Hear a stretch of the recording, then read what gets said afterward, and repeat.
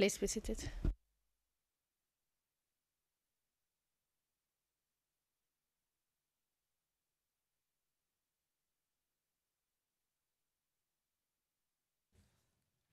So, Mr. Živanović. Le président. Bien, Maître Živanović, tout d'abord, je souhaite vous remercier d'avoir bien respecté l'emploi du temps que vous aviez annoncé pour votre déclaration lunaire. Votre premier témoin est donc Monsieur Momchilo Kraïsnik, c'est cela?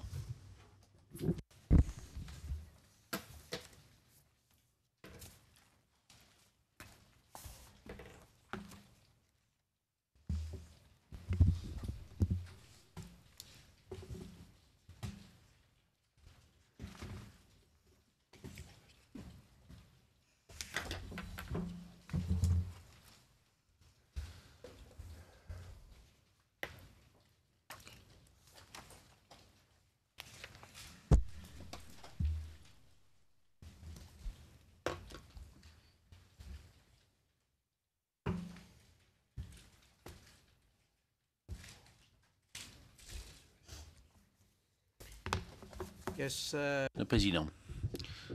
Oui, bonjour, Monsieur Kraïsnik. Monsieur Kraïsnik, bonjour. Président,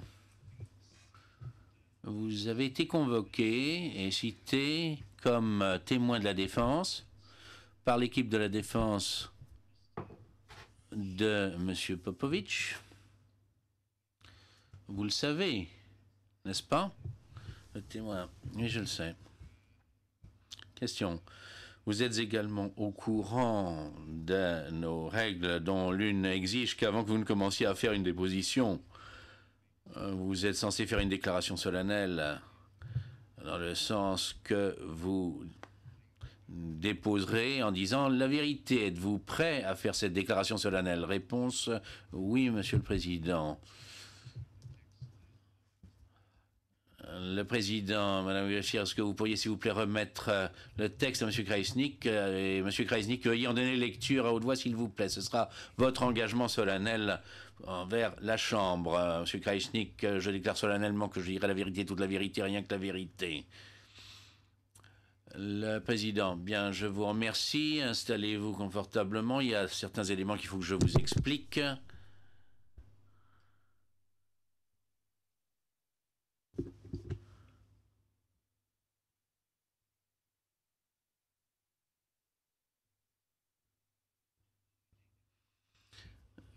Donc je considère que vous avez accepté de déposer dans la présente affaire après qu'on vous ait contacté et qu'on vous ait demandé de bien vouloir faire une déposition. C'est exact?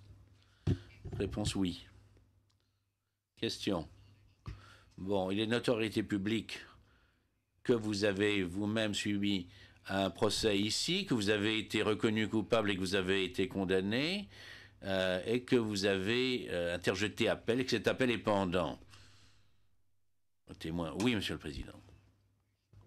Question. Alors, il y a deux points que je dois évoquer à la suite de cela, et que je dois discuter brièvement avec vous. Je sais que dans le procès qui vous concernait, dans votre procès, et je pense également dans le cadre de la procédure d'appel, vous avez décidé d'assurer vous-même votre défense. Vous le confirmez? Réponse oui, effectivement. Président, mais ici, il s'agit d'un autre procès dans lequel vous ne participez qu'à titre de témoin et d'après notre règlement, vous avez néanmoins le droit d'être aidé par un conseil pour le cas où vous décideriez de le demander. Est-ce que ceci vous a été expliqué? Réponse oui, Monsieur le Président. Question.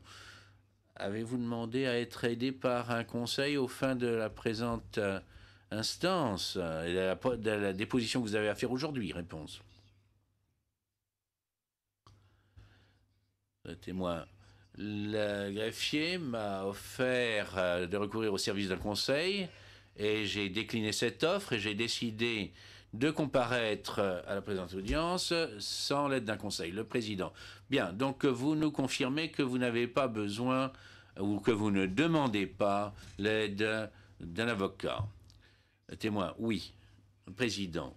L'autre chose dont je veux vous aviser, c'est que vous avez le droit, comme tous les autres témoins au tribunal, et ceci s'applique à vous parce qu'à toutes fins utiles, pour les besoins de la cause, votre appel est encore en cours devant la chambre d'appel et que votre déposition pourrait éventuellement porter atteinte à vos intérêts et à vos thèses devant la chambre d'appel, je dois vous aviser du fait que vous avez le droit d'être exempté de répondre à une question qui pourrait vous placer dans une position qui, je ne dirais pas vous incriminerait, mais pourrait, en quoi que ce soit, porter préjudice à votre appel devant la chambre d'appel, mais qui pourrait également peut-être vous exposer à des poursuites pénales dans le cas où les éléments en question seraient à charge vous concernant. Alors, dans de tels cas, indépendamment de savoir qui vous pose la question, vous avez le droit de nous demander, à nous, membres de la Chambre de première instance, de vous autoriser à ne pas répondre à de telles questions. Alors, ce droit n'est pas absolu.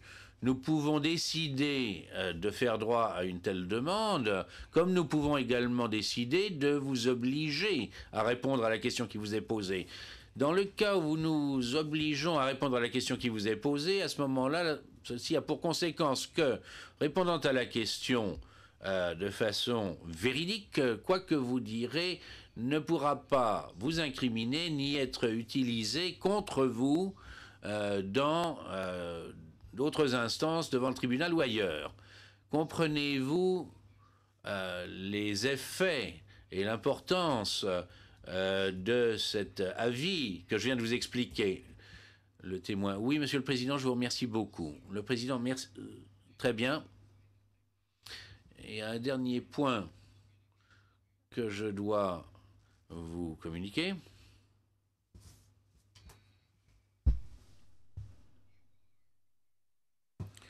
Vous vous trouvez actuellement au centre de détention, au quartier pénitentiaire de Scheveningen. Et je comprends que vous êtes détenu avec les accusés dans le présent procès. Réponse oui, avec 2 d'entre eux. Le président, 2 d'entre eux.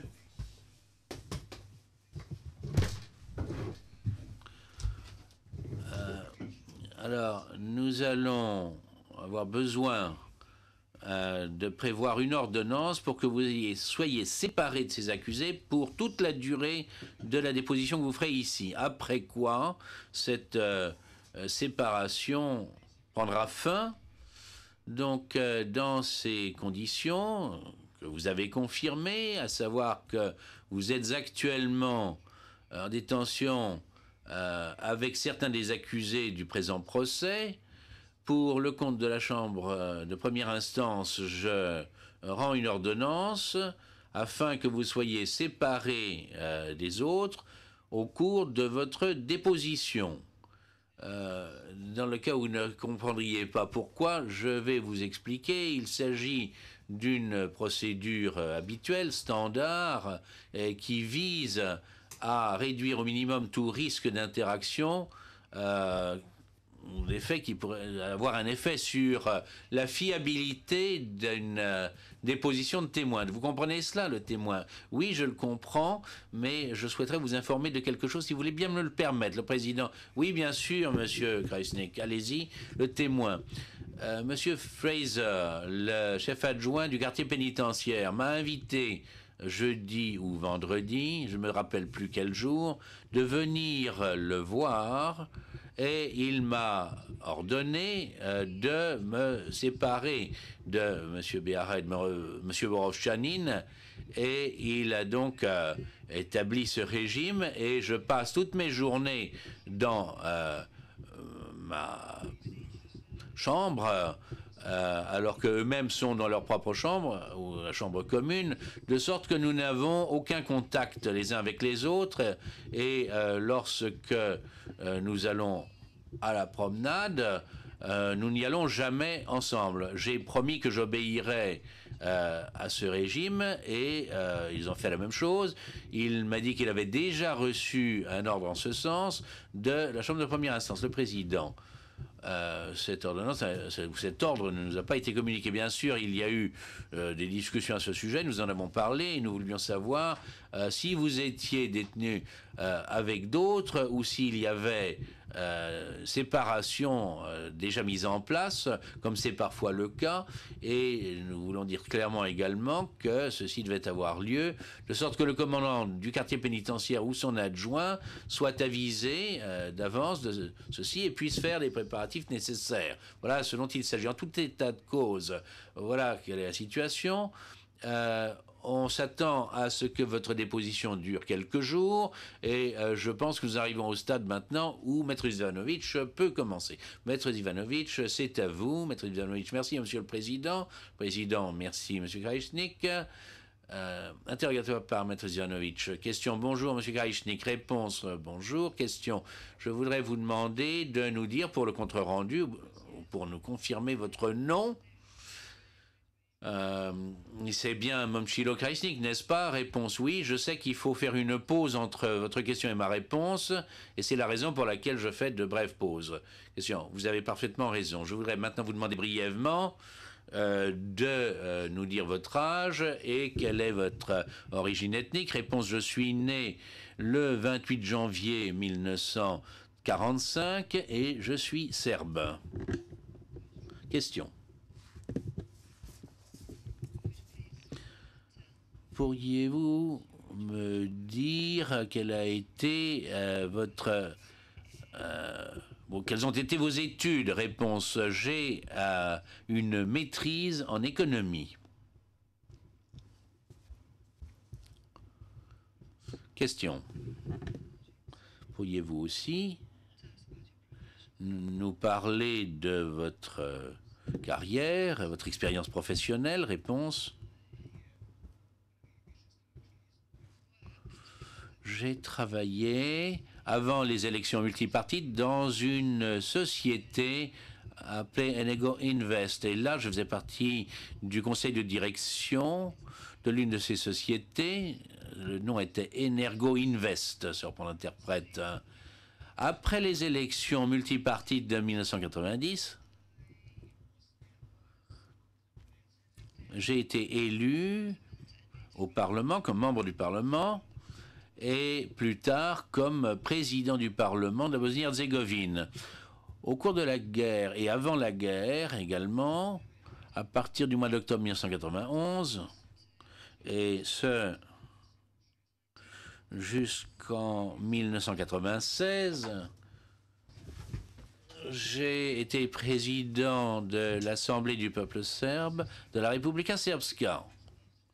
Après les accords de Dayton, je suis devenu membre de la présidence de la Bosnie-Herzégovine, après quoi, pendant une année, je me suis occupé de questions professionnelles privées. J'ai travaillé dans le privé et je suis maintenant au quartier pénitentiaire détenu à Scheveningen depuis 2000. Question, Monsieur Kraïchnik. Je commencerai par vous demander un point qui nous intéresse tous, qui sera le point essentiel de votre déposition. Vous rappelez-vous, tout d'abord, que vous avez présidé une séance de la Republika Srpska qui a eu lieu le 12 mai 1992 à Banja Luka? Réponse oui, effectivement. Question. Vous rappelez-vous que lors de cette séance, un débat a eu lieu sur les objectifs stratégiques du peuple serbe en Bosnie-Herzégovine? Réponse oui, je m'en souviens. Question. Personnellement, avez-vous pris la parole ou participé au débat? Réponse. J'ai participé à la formulation libellée des objectifs stratégiques avant la séance elle-même. Au cours de la séance proprement dite, j'ai participé en partie au débat de façon à résumer les débats, ce qui faisait partie de mes fonctions dans le cadre du débat sur les objectifs stratégiques, et notamment les 6 objectifs stratégiques. Question. À l'époque, je veux dire le 12 mai 1992, lorsque cette séance a eu lieu, est-ce que le conflit armé avait déjà commencé en Bosnie-Herzégovine? Réponse oui, le conflit armé était déjà en cours. Question. Pourriez-vous nous dire brièvement quelle était l'atmosphère lors de cette séance de l'Assemblée nationale de la Republika Srpska? Quel était l'état d'esprit des membres de l'Assemblée? Quelle était leur attitude à l'égard de la direction politique de l'époque? Réponse. C'était la première séance de l'Assemblée après le début de la guerre ou du conflit armé.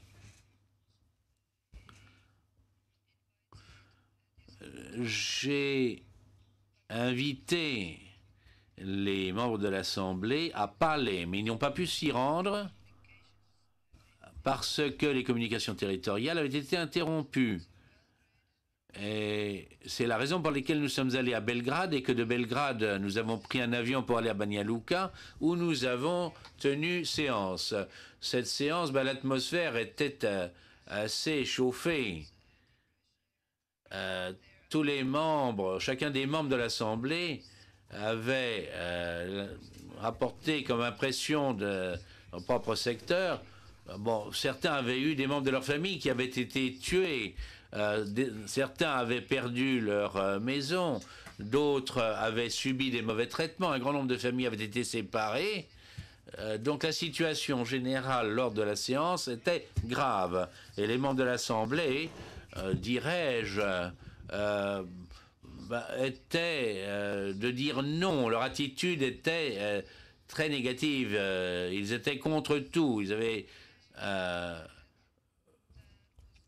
fait preuve de résistance devant un danger imminent, quelque chose qui pour eux était nouveau, qui était la guerre, et dont personne n'avait été conscient avant que la guerre n'eût véritablement commencé.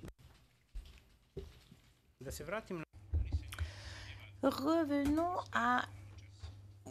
aux objectifs stratégiques dont vous nous avez parlé il y a quelques instants et aux libellés notamment. Pourriez-vous nous dire, s'il vous plaît, quelle était la base qui vous a servi à libeller les objectifs stratégiques?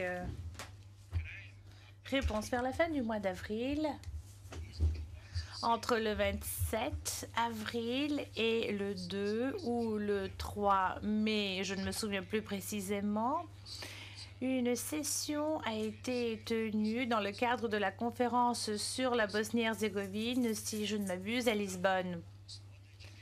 C'est là que nous avons réussi à obtenir plusieurs accords. Nous avons changé ou modifié la carte, mais nous nous étions aperçus. L'interprète reprend. Nous pensions que nous allions arriver à une conclusion finale, mais nous avons compris qu'il n'y aura pas de conclusion finale. Et on nous a dit que, en ayant des contacts bilatéraux, nous allons pouvoir trouver un terrain d'entente. Et après cette conférence, nous sommes allés à Palais, et c'est là que, de là que nous sommes allés également en Herzégovine. nous nous efforcions de voir de quelle façon nous pouvions aller de l'avant. Le 11 mai, il y a eu une déclaration officielle disant que la conférence était interrompue. Et c'est là que nous avions compris et nous avions essayé de voir de quelle façon les membres de l'Assemblée serbe pouvaient représenter la position serbe lors des négociations.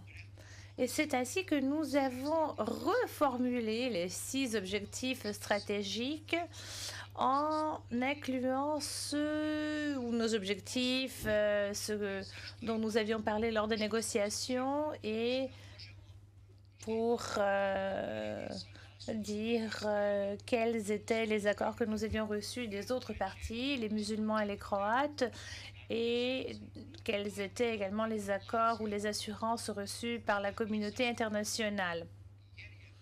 C'est dans ces objectifs stratégiques que nous avons donc inclus ce que nous voulions, quels étaient nos buts, car les députés et le peuple n'étaient pas au courant de ce que faisait notre délégation. Et quelles étaient les propositions faites auprès de la communauté internationale. Donc le but de ces objectifs stratégiques était d'informer les députés ainsi que la population, puisque nos sessions étaient toujours des sessions ouvertes.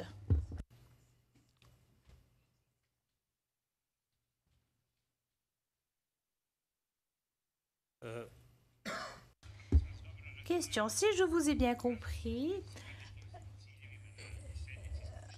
lors des sessions qui étaient tenues, toutes les conversations qui avaient lieu sur ces sujets étaient quelque chose que le public pouvait suivre, soit à travers les médias ou directement. Réponse oui. Nos sessions étaient presque toutes ouvertes par le PV. On peut voir qu'il y avait plusieurs participants qui n'étaient pas nécessairement des députés, mais qui étaient présents. Je me souviens avoir lu un nom, Capitaine Garic, dans le PV. Je ne me souviens que de lui pour l'instant, mais je sais qu'il y avait d'autres personnes qui étaient également présentes. Les sessions étaient également tenues pour le public général. Cette session était munie d'une balustrade balcon et c'est là que les gens qui voulaient assister aux sessions pouvaient s'asseoir et écouter depuis cette balustrade. Question. Je vais maintenant vous montrer un PV de la session de cette assemblée. En particulier, il s'agit d'une pièce de l'accusation qui porte la cote P025.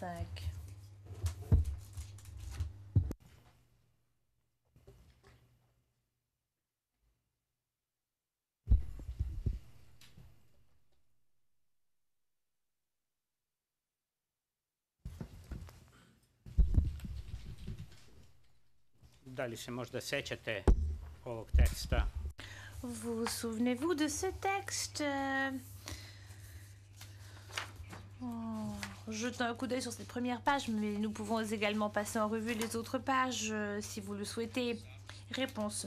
Ce procès verbal est un procès verbal qui a été également présenté dans le cadre de mon procès, donc j'en ai connaissance.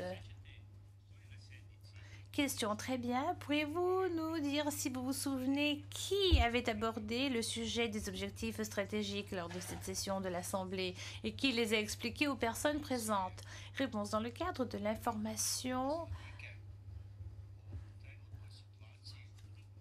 avec laquelle les députés ont été informés, c'est M. Karadzic donc, qui a parlé de ces objectifs stratégiques, notamment des 6 objectifs stratégiques. Question.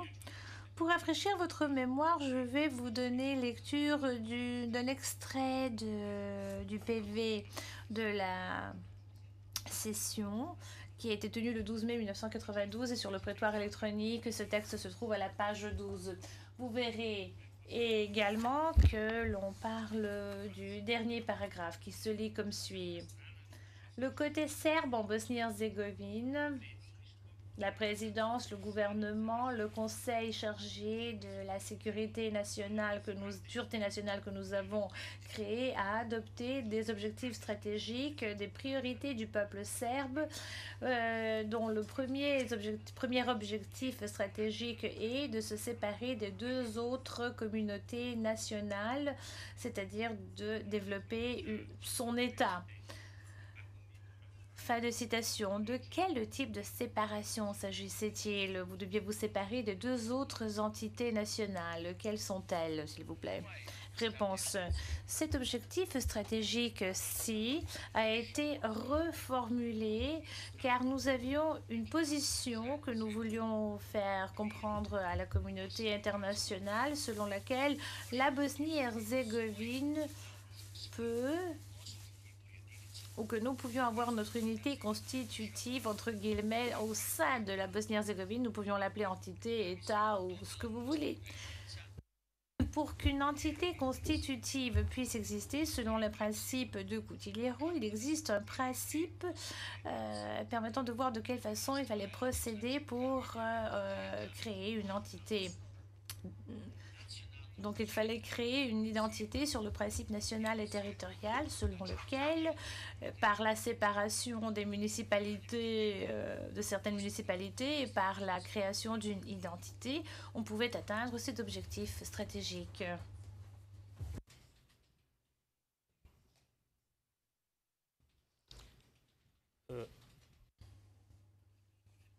Pourriez-vous, s'il vous plaît,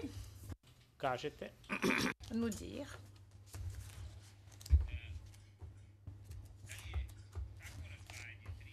si une telle séparation des trois entités ou communautés nationales faisait partie du plan Cutiliero?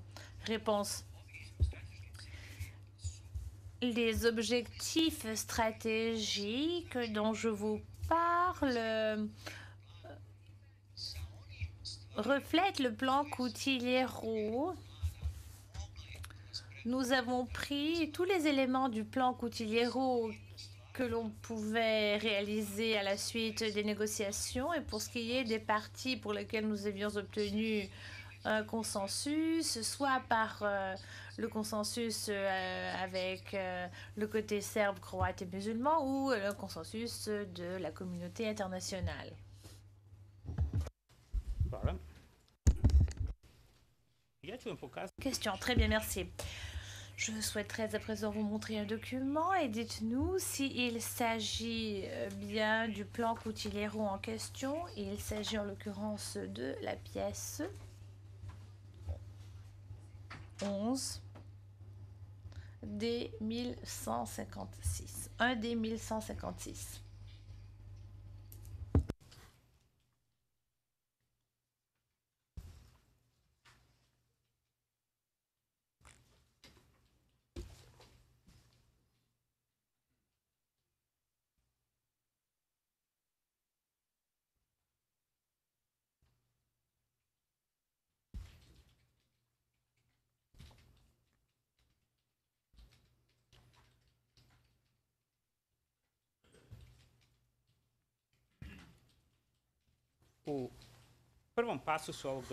Dans le premier paragraphe de ce document, après la lettre A, nous pouvons voir que la Bosnie-Herzégovine est un État composé de 3 unités constitutives basées sur les principes nationaux et que pour ceci, les critères économiques et géographiques et autres ont été considérés. Maintenant, dites-nous si vous reconnaissez ces principes du plan Cutiliero. Réponse oui, je les reconnais. Question. Passons maintenant à la page suivante. Prenons en fait la page 3 de ce même document.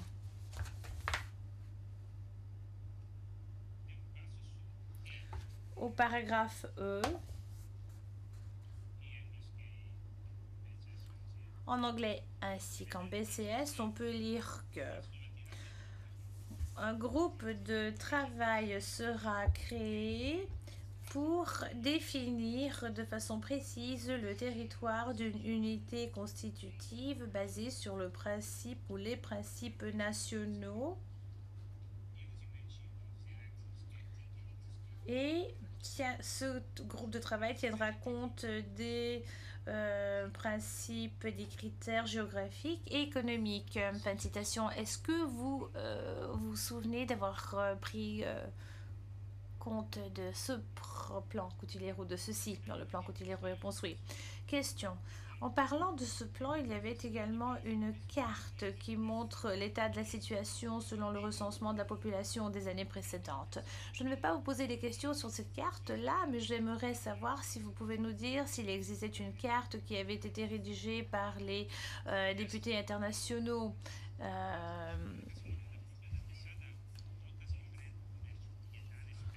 à la tête de laquelle donc ces délégations de députés internationaux, de la communauté internationale en fait, présidée par M. Cotillero. Réponse oui. Question.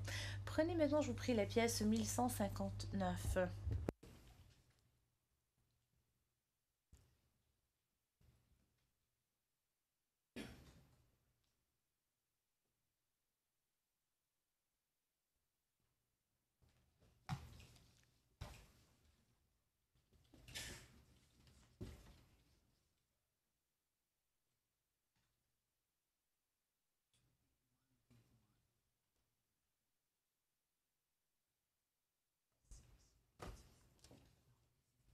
Jedan D, 1159. Je parle de la pièce 1D 1159, 1159.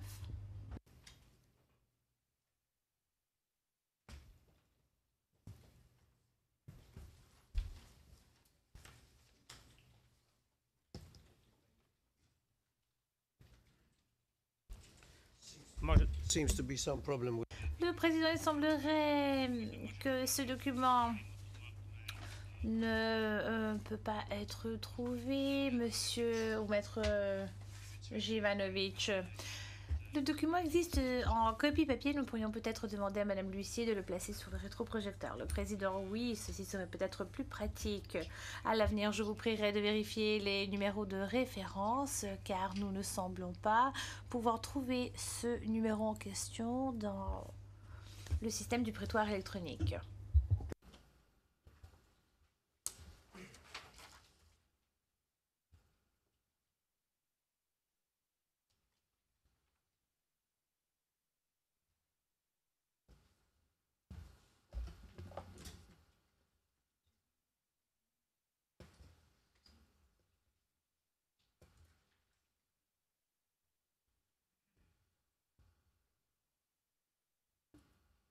Yes, your question. Le président, vous pouvez poser votre question, maître Jivanovic. Réponse de maître Jivanovic. J'aimerais vous demander de confirmer s'il s'agit bien de cette carte-ci. Réponse oui, c'est bien cette carte-ci. La carte a été rédigée après la réunion qui a été tenue au début du mois de mai 1992, lors de cette réunion que j'ai mentionnée, qui, je crois, était tenue à Lisbonne. Question. Très bien, merci. Je vous demanderai de nous expliquer, si vous le pouvez, de quelle façon ou comment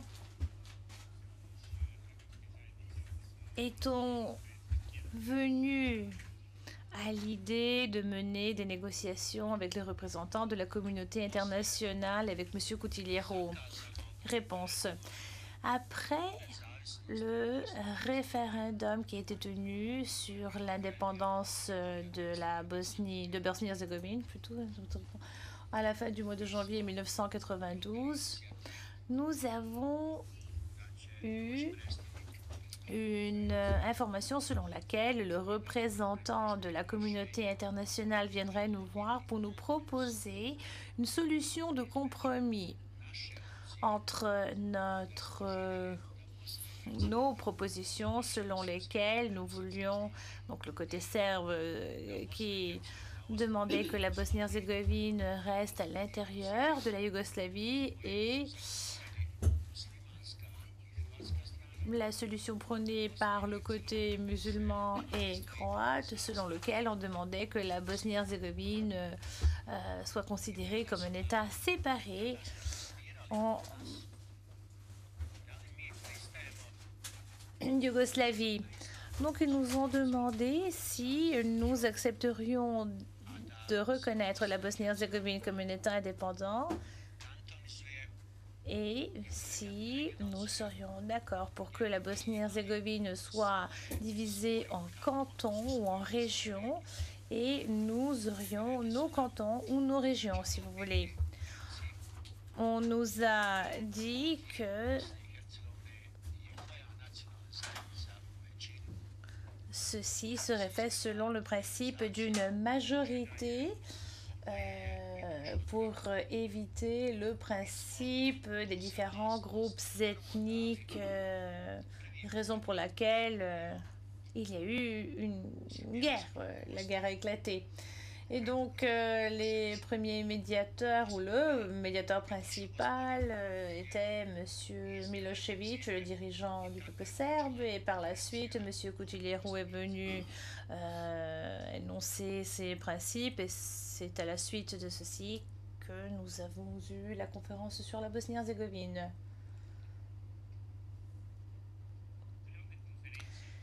Question. Avant cette conférence, pourriez-vous nous dire si un plébiscite a eu lieu selon lequel le peuple serbe avait la possibilité de s'exprimer sur ses désirs, à savoir ou leur volonté d'une Bosnie-Herzégovine indépendante ou autre? Réponse oui. Question, pourriez-vous nous dire brièvement quels étaient les résultats de ce plébiscite? Réponse, les résultats étaient les suivants, c'est-à-dire que à plus de 90%, une majorité, plus de 90% de la population serbe et une population, petit pourcentage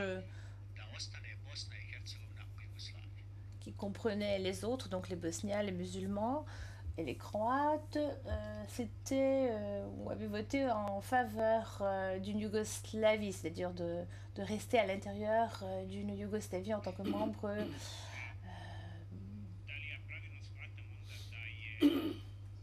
de la Yougoslavie. Question. Donc, je ne sais pas si je vous ai bien compris, mais le plan Kutiljeru vous demandez de renoncer à la décision qui avait été prise lors du plébiscite? Réponse oui.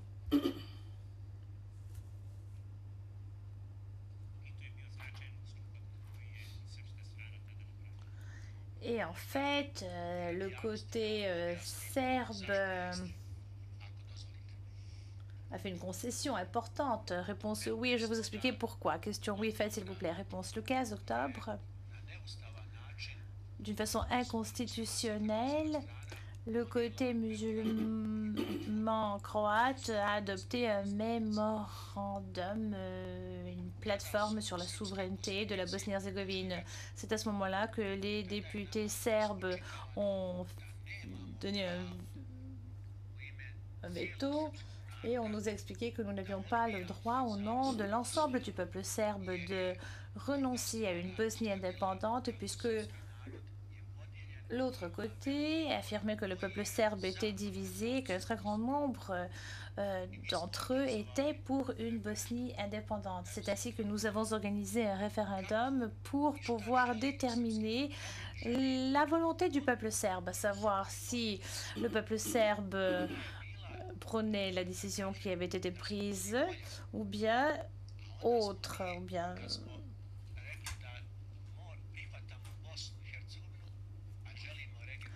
non. Alors, quand nous avons dit que nous voulions accepter la Bosnie-Herzégovine et que nous étions pour une régionalisation, nous voulions en fait adopter une solution de compromis dans laquelle il fallait, par un référendum, voir quelle était la volonté de l'ensemble du peuple de Bosnie-Herzégovine pour voir également quelle était la volonté du peuple serbe. Donc, ce plébiscite n'était pas une décision, c'était plutôt une façon de tâter le pouls, de voir quelle était l'opinion de l'opinion publique mais on nous a dit d'une certaine façon que nous n'avions pas le choix. Il fallait soit accepter cette solution de compromis ou nous allions tout perdre. Et donc, nous allions accepter cette solution de compromis. Et c'est ce principe-là que nous avons adopté lors des négociations jusqu'à la fin de ces négociations. Question, dites-moi s'il vous plaît si, en pensant au plan Cotillero et aux objectifs stratégiques, est-ce que, donc en parlant de ces entités nationales, si l'on prévoyait que d'autres ressortissants d'autres nations y vivent? Réponse oui, tout à fait, puisque nous ne voulions surtout pas déplacer la population. C'était complètement exclu de nos solutions. Question. Je vais maintenant vous donner lecture du troisième objectif stratégique. Je ne vais pas passer en revue les 6 objectifs stratégiques puisque cela n'est pas pertinent, l'espèce, mais je souhaiterais passer au troisième objectif stratégique.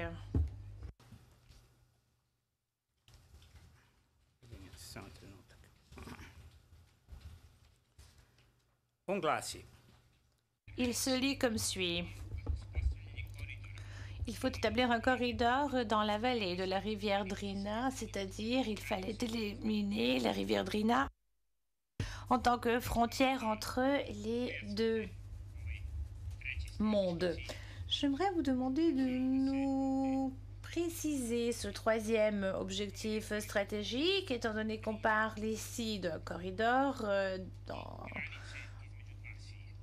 de la vallée de la Drina et d'une frontière entre deux mondes. D'abord, expliquez-nous si ce corridor et ces frontières sont deux choses différentes ou bien s'agit-il d'une même idée.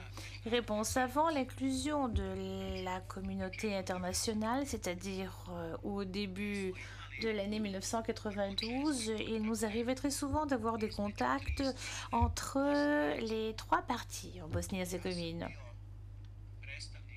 J'étais le représentant de la Bosnie-Herzégovine dans l'équipe des négociateurs, accompagné avec la Serbie, le Monténégro et les autres républiques.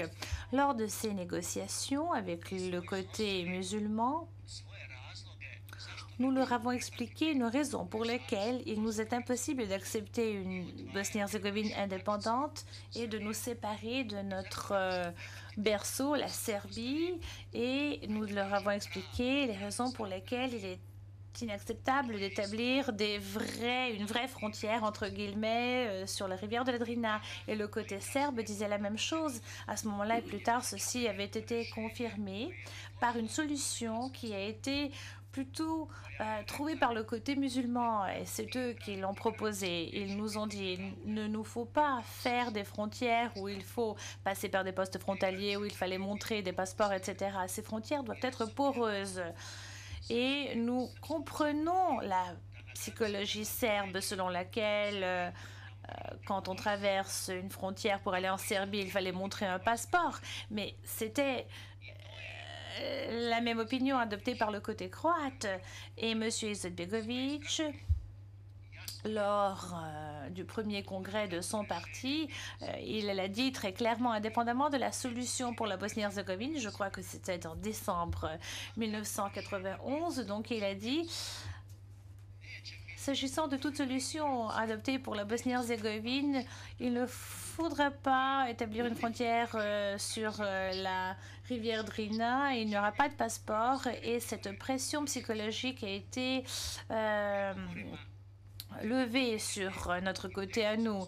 Et vous le verrez lors des négociations dans les accords de Dayton et dans le plan Cotillero, on a établi des liens spéciaux entre les entités, entre l'entité de la République Srpska, Republika Srpska et les autres entités, comme nous les appelons, et bien sûr, les mêmes droits ont été accordés à la fédération avec les autres États, à notre demande principalement, même si le côté musulman bénéficierait de ceci, car il y a des musulmans en Serbie, et le côté musulman, car il y a également la Croatie de l'autre côté.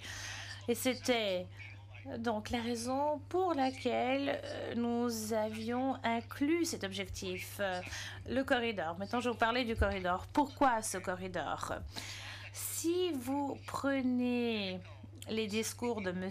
Karadzic, il avait dit « Nous voyons maintenant des enclaves dans la partie orientale de Bosnie-Herzégovine, mais le corridor doit être là pour lier, pour établir un lien entre nos territoires, car l'un de nos priorités était d'obtenir le fait que notre unité constitutive soit liée avec les autres unités. Donc, il a dit, M. Cotillero, ce sont les principes, et vous, pour ce qui est des corridors et tout le reste, vous avez le droit de procéder à des échanges de territoires, pour les appeler ainsi, avec un consensus. Et ceci peut être réalisé. C'est la raison pour laquelle nous avions créé un corridor entre la partie la plus sud de notre territoire ethnique, c'est-à-dire l'Herzégovine, la Roumanie et la Seimbérie.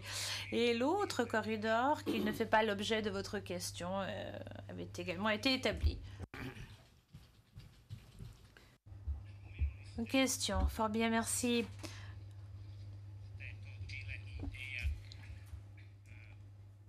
Vous nous avez dit que ceci était une idée émanant de M. Alija Izetbegovic. Je vous demanderai de prendre connaissance de la pièce 1D 1105.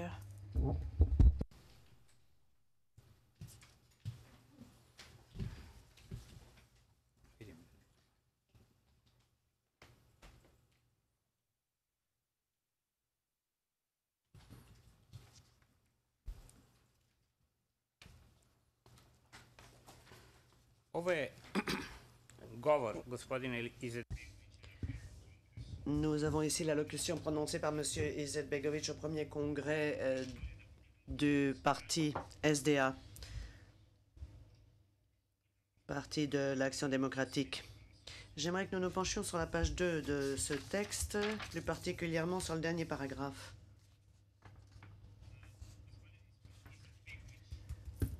M. Izetbegovic déclare à cet endroit du texte, je cite, « Dans une telle situation, la Bosnie-Herzégovine souveraine, faisant partie d'une association unie, est pour nous la seule garantie d'une existence digne et libre. Et ce, non seulement avec le peuple musulman, mais également avec le peuple serbe et le peuple croate. Et étant donné la composition de la population, une telle Bosnie-Herzégovine doit entretenir des relations spéciales avec la Serbie d'une part, ainsi qu'avec la Croatie d'autre part, indépendamment de la nature de ces deux républiques, entre parenthèses États, et des liens éventuels existant entre elles. Nous considérons que ceci peut se résoudre. La Serbie, les Serbes, se corrige l'interprète, ne doivent pas avoir le sentiment qu'ils sont séparés de la Serbie par une frontière d'État, pas plus que les Croates ne doivent avoir ce sentiment par rapport à la Croatie. Par conséquent, il n'y aura pas de passeport pour les Serbes sur la Drina, pas plus que pour les Croates sur la Una. Fin de citation. Alors, est-ce que cette phrase rend bien compte de ce que M. Izetbegovic a déclaré s'agissant des frontières à venir de la Bosnie-Herzégovine? Réponse, M. Izetbegovic a déclaré,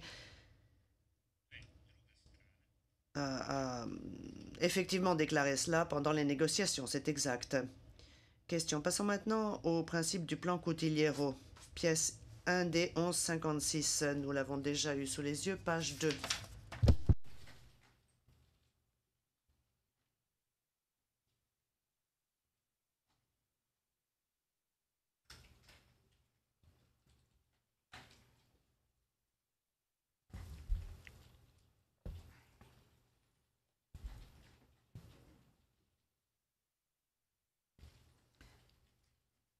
Druga strana, samo bih molio. Je demande l'affichage de la page 2. Dans les deux versions. D'ailleurs, dans la version anglaise, ce passage se poursuit dans les premières lignes de la page 3. Il s'agit donc du paragraphe grand D, et c'est la dernière phrase de ce paragraphe qui m'intéresse. Elle se lit comme suit. Une entité constitutive peut créer et entretenir des relations avec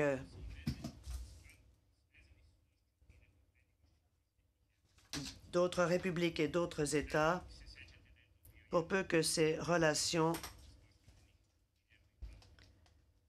respectent l'inviolabilité de la Bosnie-Herzégovine. Fin de citation. Est-ce que ceci correspond au principe du plan Cutiliero? Réponse oui. Et par la suite, ces principes ont été baptisés relations parallèles spéciales.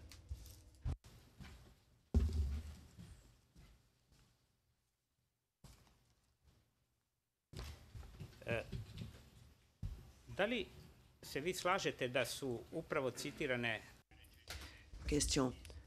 Conviendrez-vous que ces phrases sont une citation tirée de l'allocation de M. Izetbegovic et que cette déclaration de principe relative à l'organisation constitutionnelle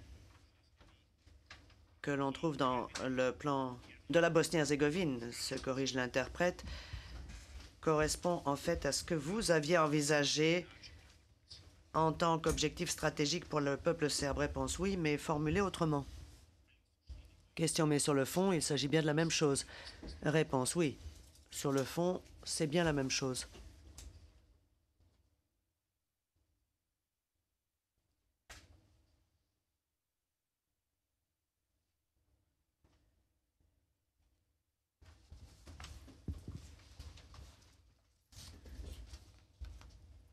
Question, je vous demande un instant.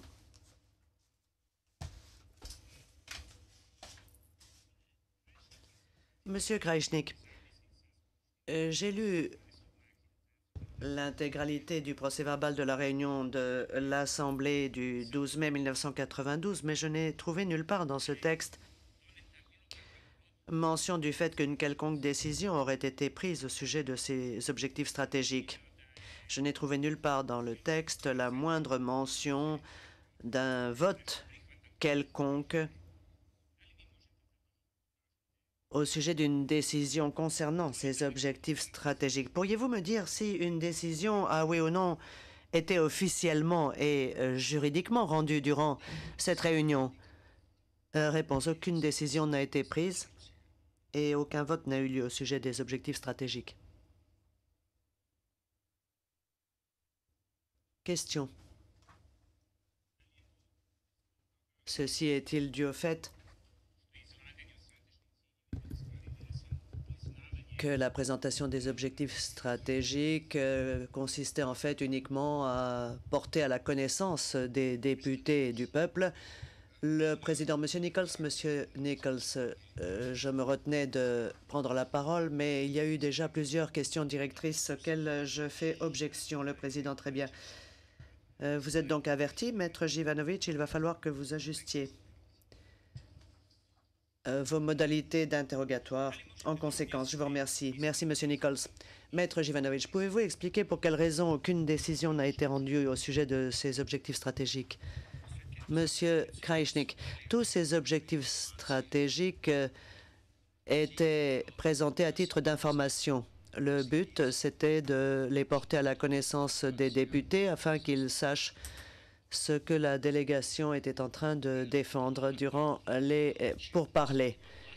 il peut arriver facilement qu'un vote ait lieu à leur sujet, car c'était la première séance de l'Assemblée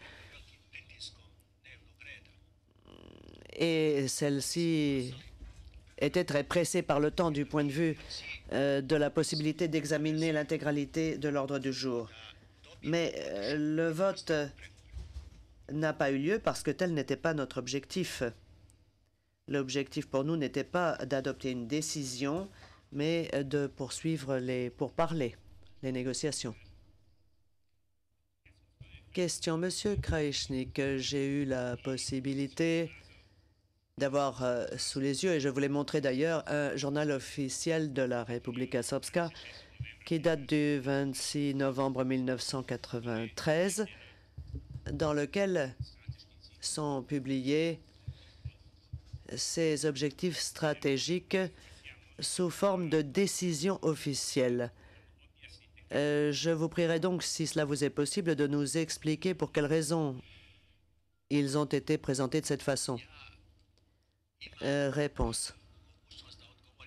Je suis en mesure de répondre à votre question de deux façons différentes, selon ce que décidera la Chambre d'appel, ou plutôt la Chambre de première instance. Je ne cesse de penser à la Chambre d'appel qui me concerne dans une autre affaire. Donc, je peux vous dire ce que j'ai en mémoire et je peux vous dire ce que j'ai découvert au cours de la procédure en appel qui me concerne.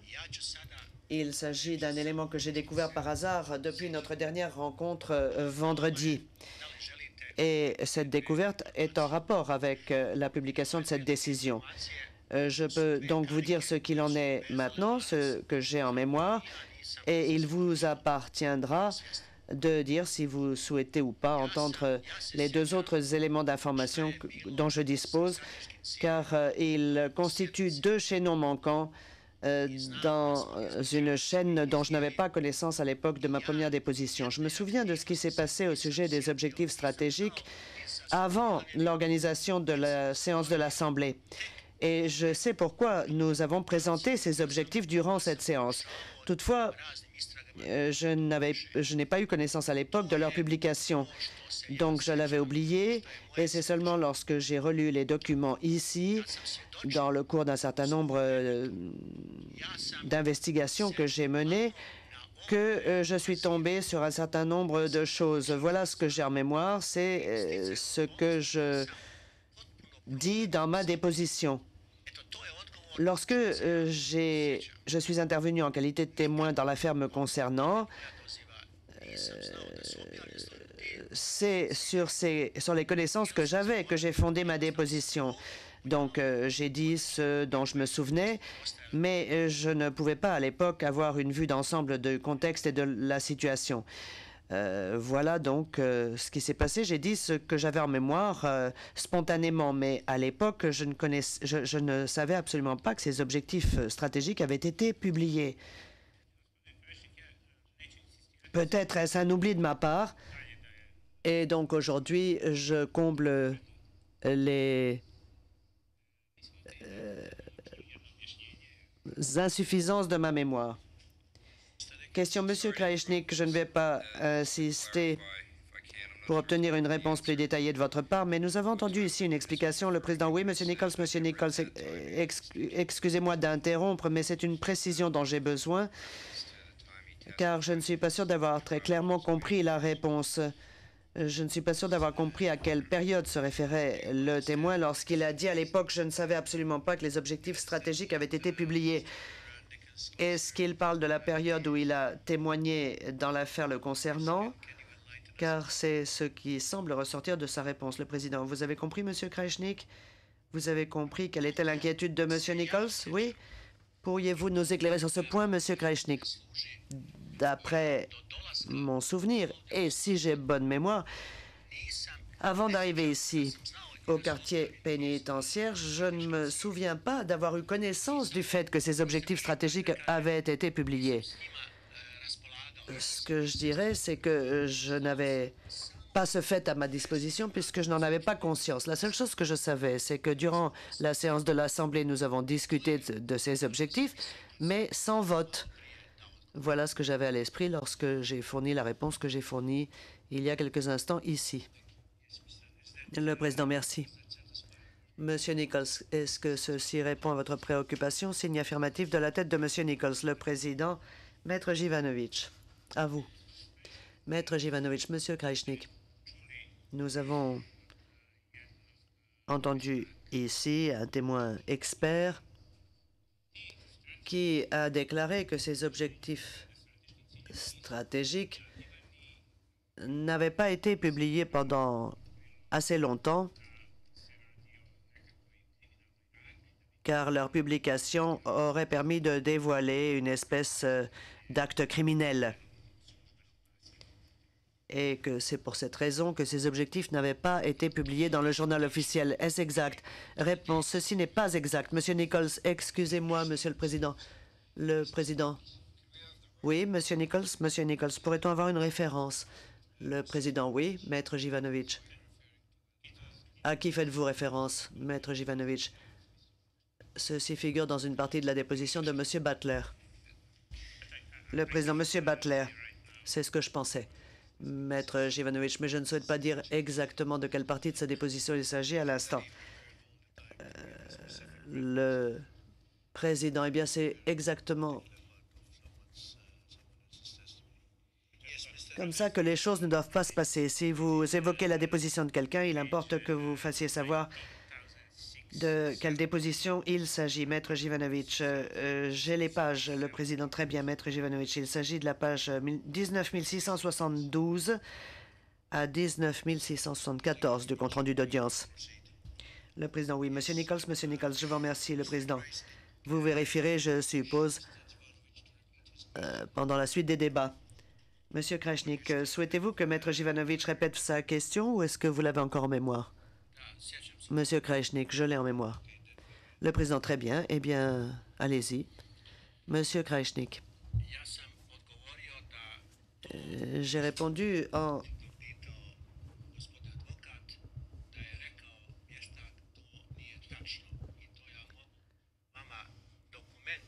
à de nombreuses questions sur ce point qui m'ont été posées par l'accusation en disant que les propos de l'expert n'étaient pas exacts. Et je peux le prouver grâce à des documents que j'ai découverts entre-temps. En fait, depuis février, et plus précisément... depuis vendredi, se corrige l'interprète, et plus précisément samedi, au moment où je me préparais à la déposition que je suis en train de faire ici. Je suis tombé sur un certain nombre de documents et je peux vous montrer dans quelles conditions la décision a été prise et pourquoi il a été décidé de ne publier ces objectifs que le 25 novembre 1993. Je peux donc vous exposer l'ensemble du processus qui a abouti à la publication de ces objectifs. Maître Jivanovic, dites-moi, je vous prie, à partir du moment où a commencé le débat au sujet de ces 6 objectifs stratégiques devant l'Assemblée nationale en mai 1992,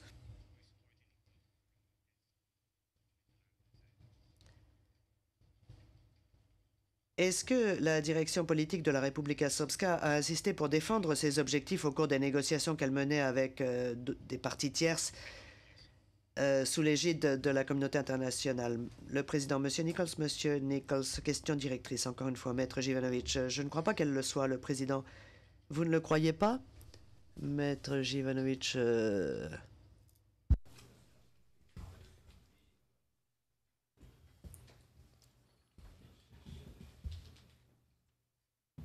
Les juges confèrent. Le Président.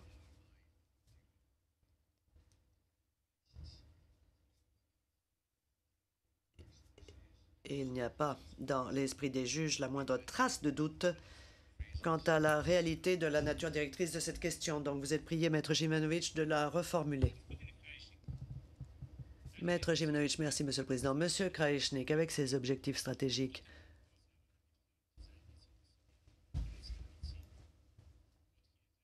ou plutôt, l'interprète reprend, Ces objectifs stratégiques ont-ils à quelque moment que ce soit été portés à la connaissance de la communauté internationale à partir de 1992? Réponse oui. Question. Ces objectifs stratégiques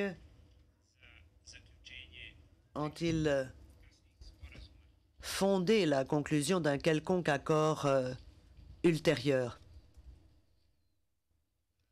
Réponse.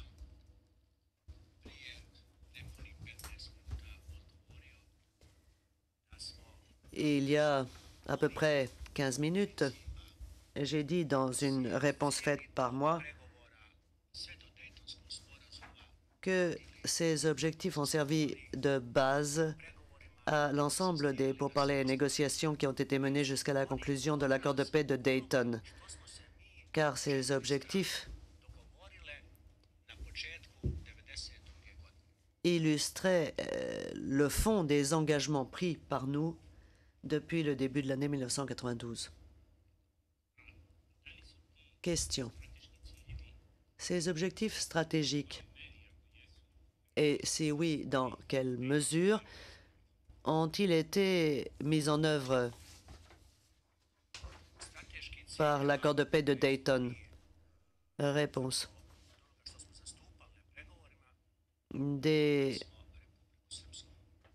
Les principes que nous avons défendus durant les négociations nous ont permis d'obtenir la Republika Srpska et les corridors.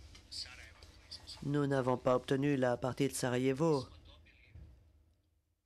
qu'il était convenu que nous obtenions. Nous n'avons pas obtenu une sortie sur la mer, car le projet d'accord pris en compte au début des pourparlers relatifs à l'accord de Dayton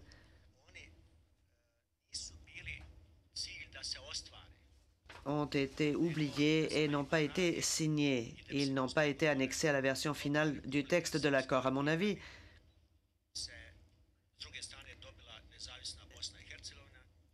ils n'avaient pas pour but de mettre en œuvre ces objectifs. Ce qu'ils voulaient, c'est travailler à l'élaboration de ces objectifs, obtenir l'indépendance de la Bosnie-Herzégovine et la création de la Republika Srpska, mais en tout cas établir les bases de l'indépendance de la Bosnie-Herzégovine. Le président, un instant. Monsieur Nichols, je ne souhaiterais pas interrompre, Monsieur le Président, mais j'ai trouvé la partie du compte-rendu d'audience à laquelle faisait référence la défense il y a quelques instants. Pour le compte-rendu d'audience, j'indique ce qu'a dit Monsieur Butler en page 19764 du compte-rendu, répondant à une question. Je cite, « Ce que j'ai compris, c'est que pendant l'élaboration détaillée des objectifs en mai 1992, pour une raison ou pour une autre, le gouvernement de la Republika Srpska n'a pas décidé de les publier au journal officiel avant 1993. Je n'en connais pas la raison exacte. Je ne sais pas pourquoi il a décidé d'agir ainsi. » Fin de citation. Le président. Ce qui ne correspond pas tout à fait à ce que vous avez suggéré au témoin, Maître Jivanovic. Maître Jivanovic, j'en suis désolé, je vais vérifier, excusez-moi. Le président, d'accord, avançons. Cela correspond davantage en tout cas à ce qu'a dit le témoin.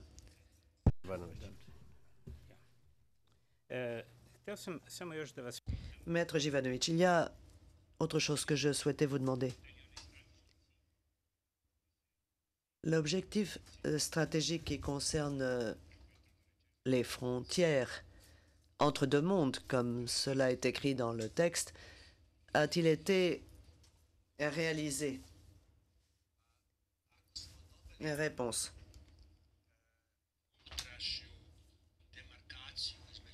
Si nous avons obtenu une démarcation intérieure entre la Republika Srpska et la Fédération de la Bosnie-Herzégovine,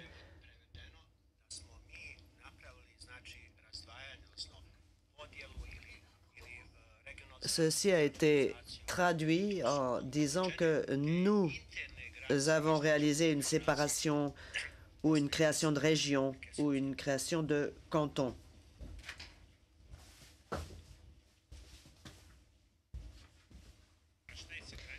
Et c'est de cette façon que les frontières intérieures de la Bosnie-Herzégovine et de la République Srpska ont été déterminées. Question, mais qu'en est-il des autres frontières? Autrement dit, la frontière entre la Bosnie-Herzégovine d'une part et la Serbie d'autre part. Autre frontière entre les deux mondes. Réponse. Nous avons vu il y a un instant une traduction du texte élaboré par M. Izetbegovic, à savoir qu'il ne fallait pas que le sentiment existe qu'une frontière existait entre les deux mondes, et plus précisément entre la Bosnie-Herzégovine et la Serbie. Mais psychologiquement, l'inexistence d'une frontière entre les Serbes d'un côté de la Drina et de l'autre côté de la Drina était importante, et c'est pour cette raison qu'ont été créées ces relations dites relations spéciales. Question. Pouvez-vous nous dire si cet objectif a été réalisé? Réponse. En Bosnie-Herzégovine aujourd'hui, il n'est pas besoin de présenter un passeport pour franchir la Drina. La frontière que constitue la Drina peut être franchie en présentant une carte d'identité. Il est certain que chacun sait que d'un côté se trouve la Bosnie-Herzégovine et de l'autre la Serbie, mais en tout cas, les gens de bonne volonté n'ont pas besoin de demander un visa ou de présenter un passeport, ce qui est utile aussi bien pour les habitants de Serbie que pour les habitants de la Bosnie-Herzégovine. Mais cette frontière peut être franchie dans ces conditions par les Serbes, bien sûr, mais également par tous les citoyens de Bosnie-Herzégovine et par tous les citoyens de Serbie. Et la même situation prévaut sur la Una, qui représente la frontière entre la Bosnie-Herzégovine et la Croatie, ce qui revient à dire que tous les habitants de Bosnie-Herzégovine ont la liberté de se rendre en Croatie, qui est un État indépendant de l'autre côté de la rivière Una, sans présenter de passeport ou demander de visa. Question, je vous remercie, Monsieur Krajicnik. Je n'ai plus de questions à vous poser.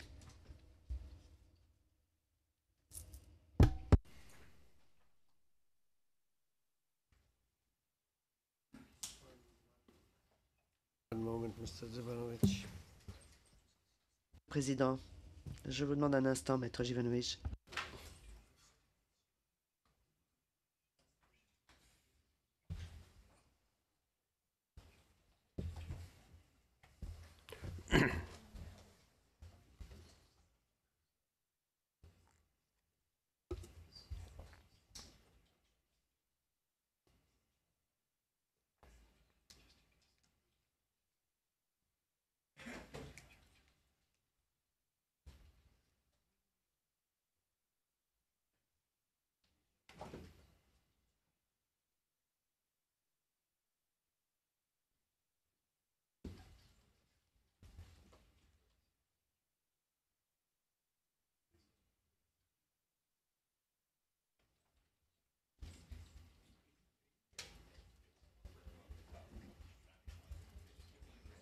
Yes. All right.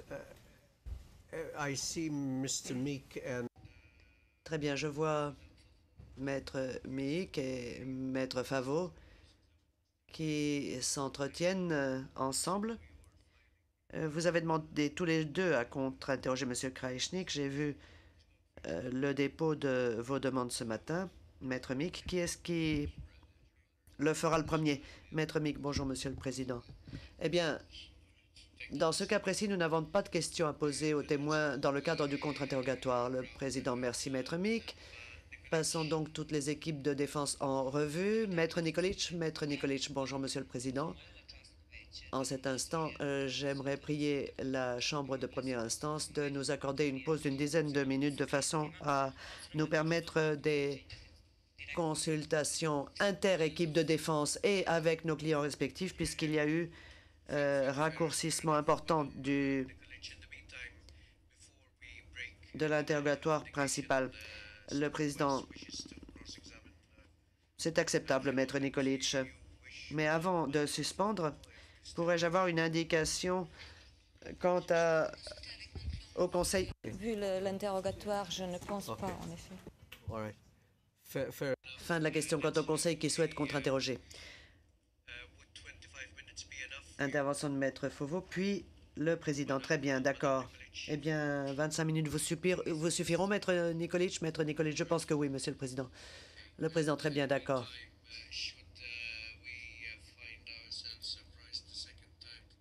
Mais est-ce que nous aurons une nouvelle surprise aujourd'hui? Monsieur Nichols, est-ce qu'entre-temps, vous serez prêt à commencer votre contre-interrogatoire? Monsieur Nichols, je le crois, Monsieur le Président. Le Président, très bien. 25 minutes de suspension.